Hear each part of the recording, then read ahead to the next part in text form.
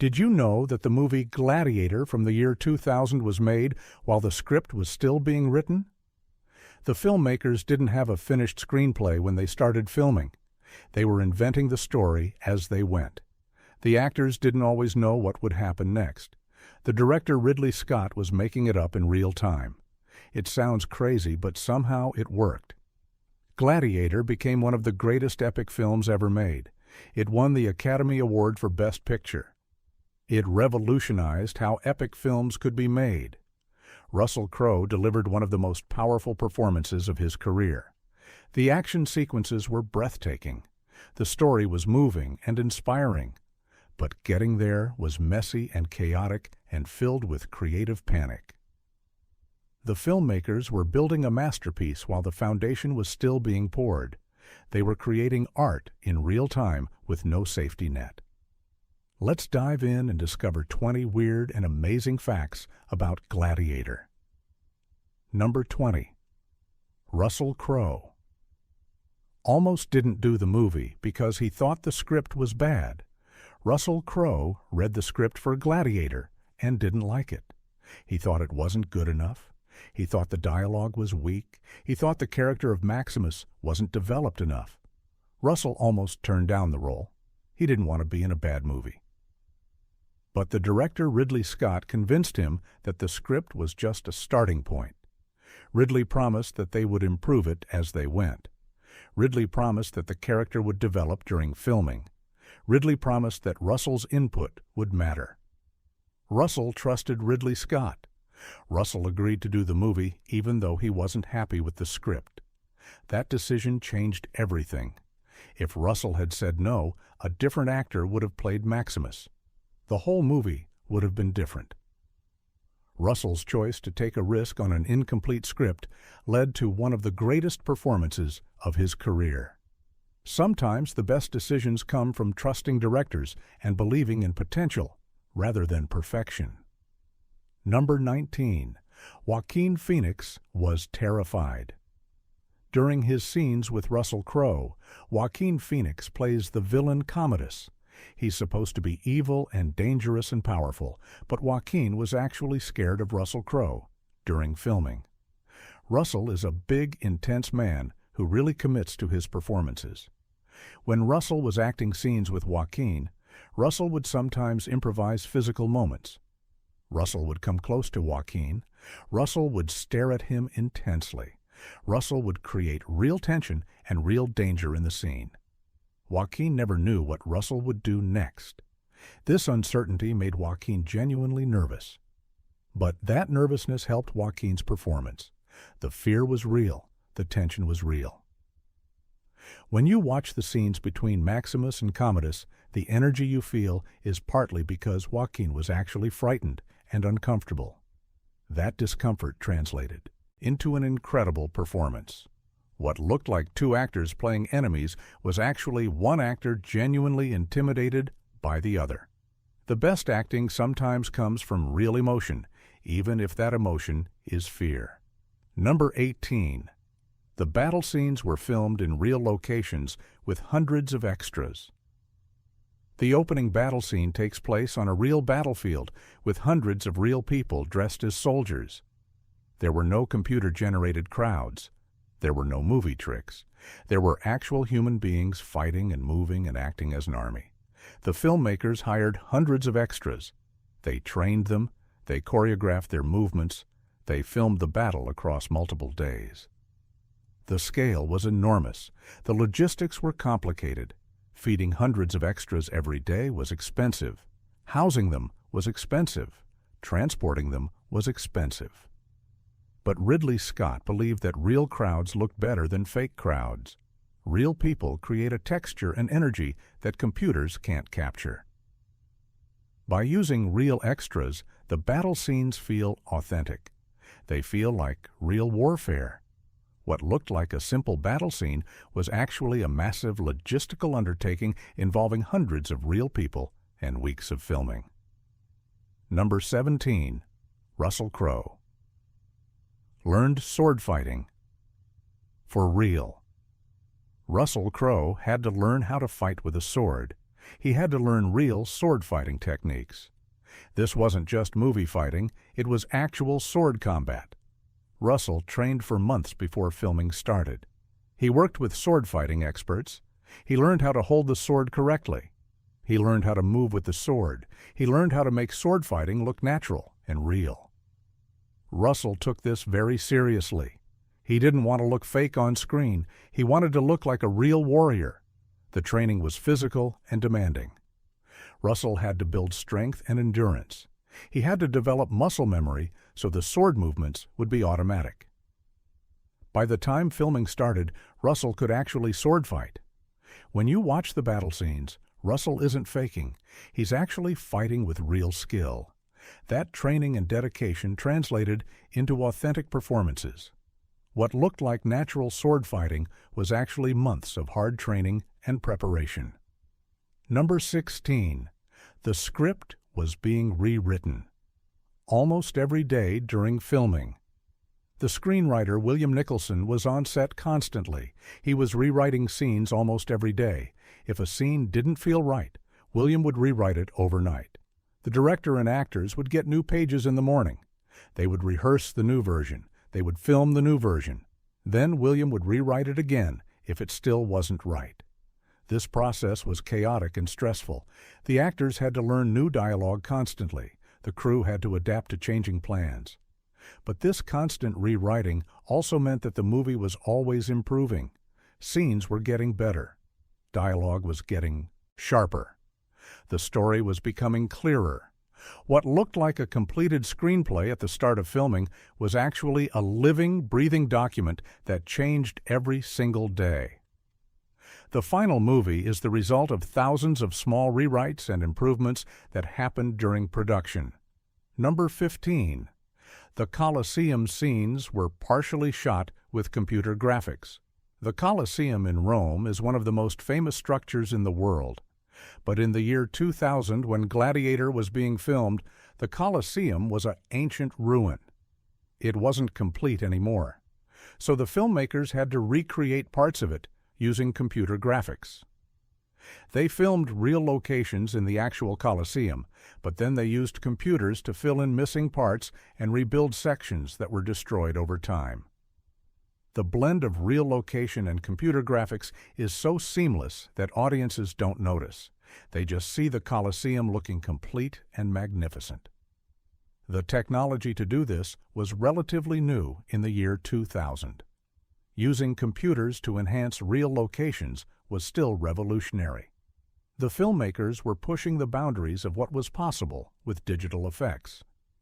What looked like a real, completely authentic location was actually a blend of real ruins and computer recreation.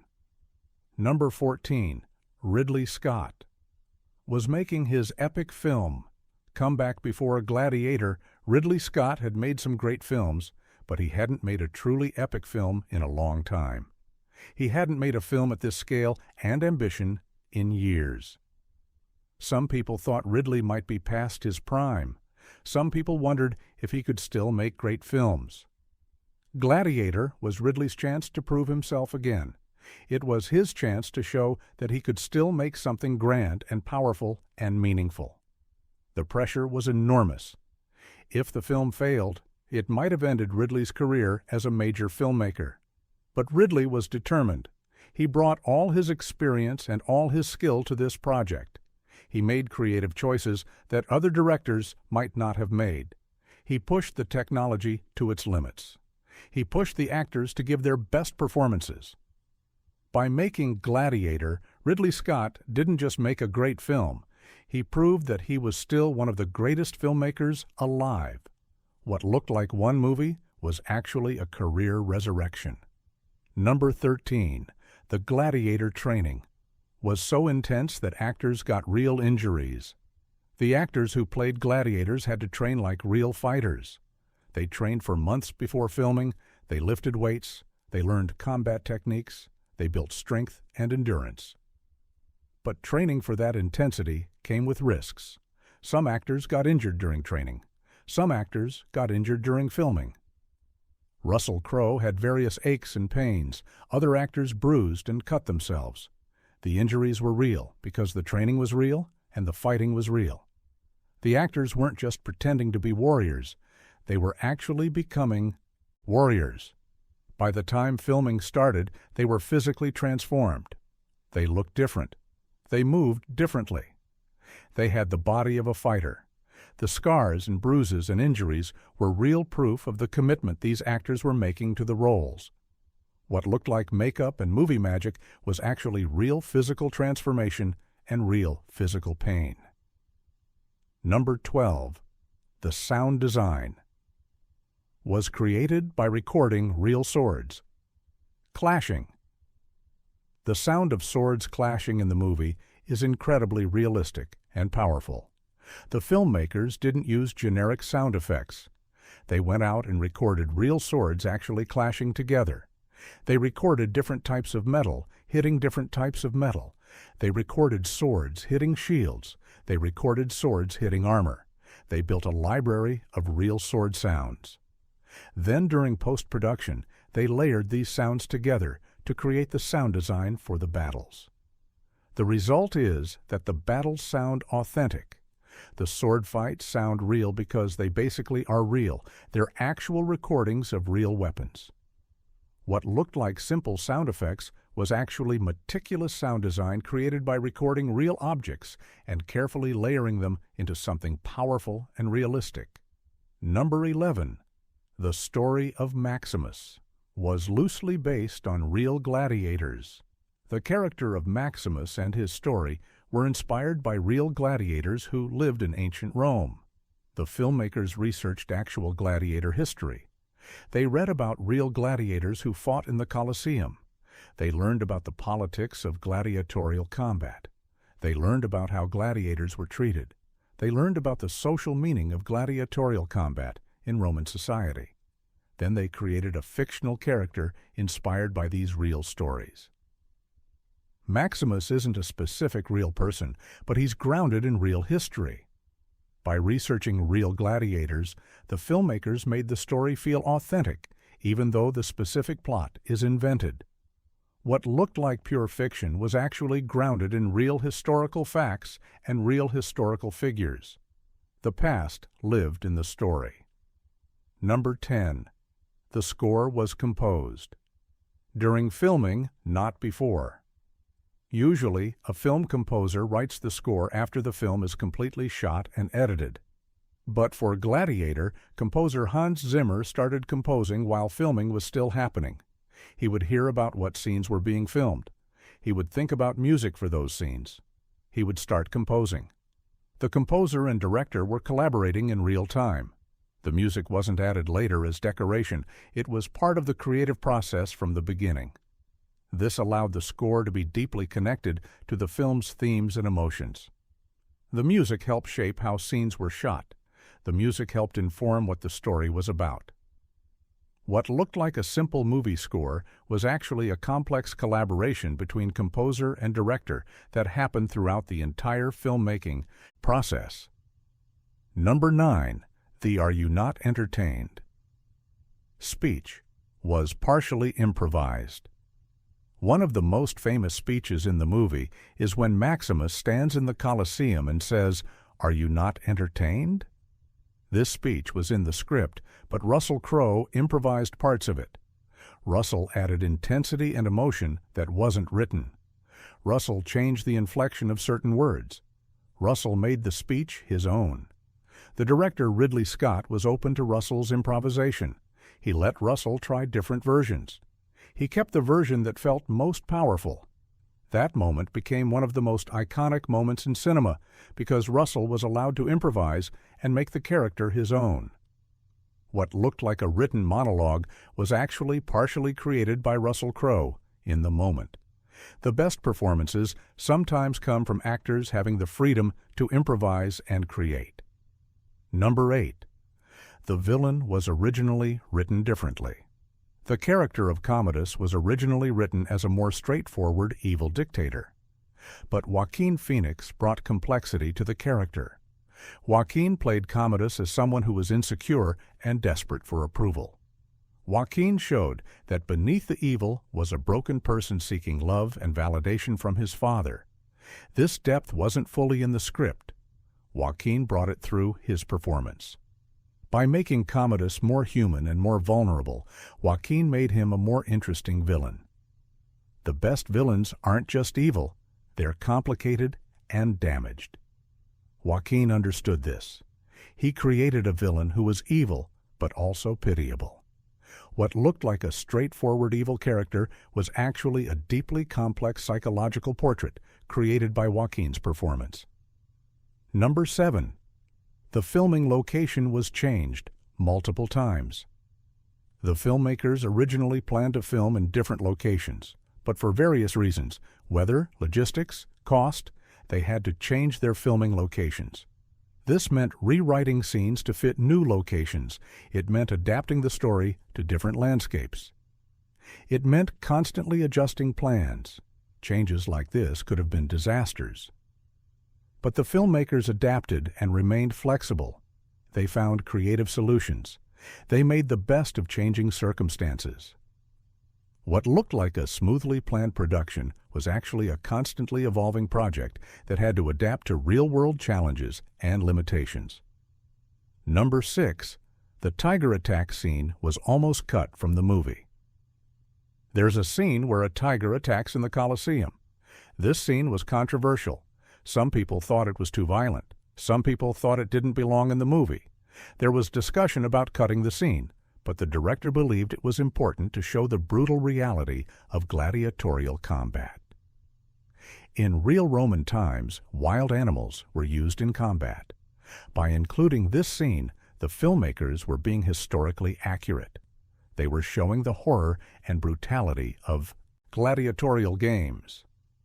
What looked like a simple action scene was actually a choice to show historical reality, even when that reality was brutal and hard to watch. Number 5. The final battle scene. Took weeks to film. The final battle between Maximus and Commodus took many days to film. The choreography was complicated. The emotions were intense. The physical demands were extreme. The filmmakers shot and reshot until it felt right. They tried different camera angles. They tried different pacing. They tried different emotional beats. By the time they finished filming, weeks had passed. But the result was one of the most powerful duels ever filmed.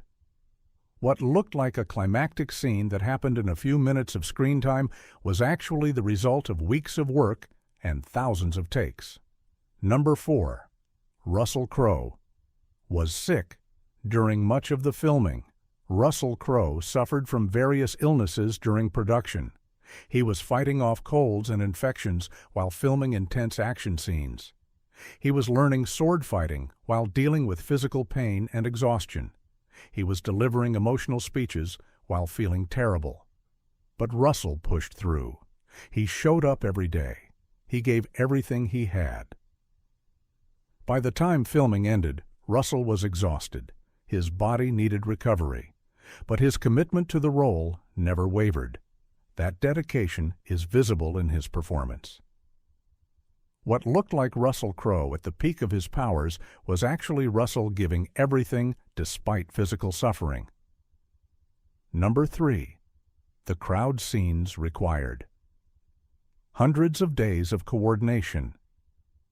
The scenes where crowds fill the Colosseum required enormous coordination. Hundreds of extras had to be positioned correctly.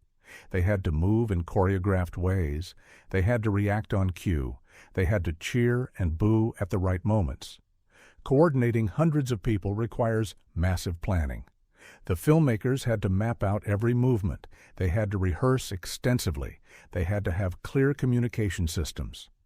What looked like spontaneous crowd scenes was actually meticulously choreographed theater involving hundreds of people. The organizational challenge was as complex as any other aspect of production. Number 2. The movie was released before it was completely finished. Gladiator premiered before all the post-production work was completely done. Some visual effects were still being finished. Some sound design was still being refined. The filmmakers were literally finishing the movie while it was being shown to audiences. This kind of pressure is intense.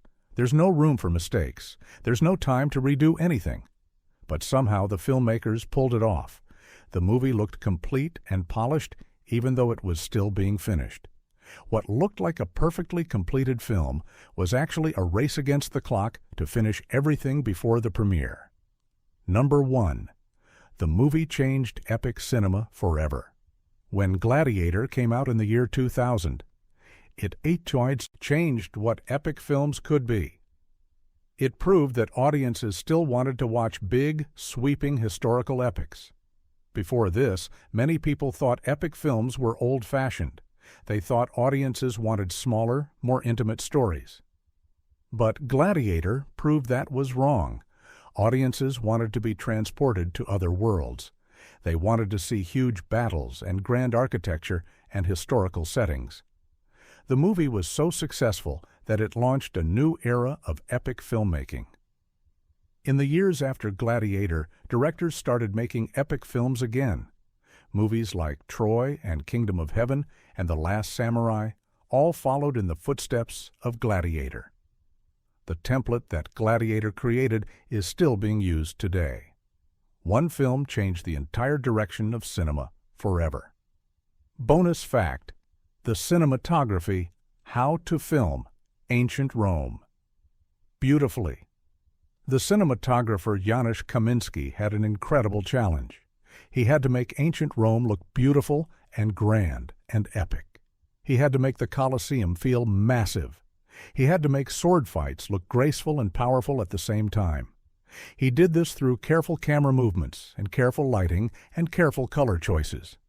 The cinematography is golden and warm, which makes Rome feel like a real place, even though most of what we see is recreated or computer-generated.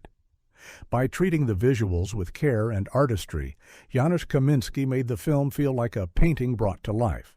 What looked like simple epic cinematography was actually a sophisticated understanding of how to use cameras and light and color to create a sense of time and place. Art lives in every frame.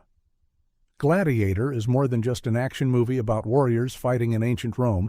It's a story about redemption and honor and standing up against tyranny. It's about a man who lost everything and found purpose in his suffering. It's about how one person can inspire others through their courage and integrity. It's about the power of the human spirit to overcome adversity. When Gladiator came out, it moved audiences deeply. It made them believe in heroes. It made them believe that honor and courage mattered. It made them believe that fighting against corruption and evil was worth it, even if you had to sacrifice everything. That's the power of great cinema.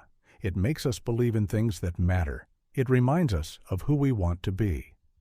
If you enjoyed these stories and learned something new about this epic masterpiece, please subscribe for more. Every movie hides a truth, and we'll keep uncovering them, one story at a time. Thank you for watching.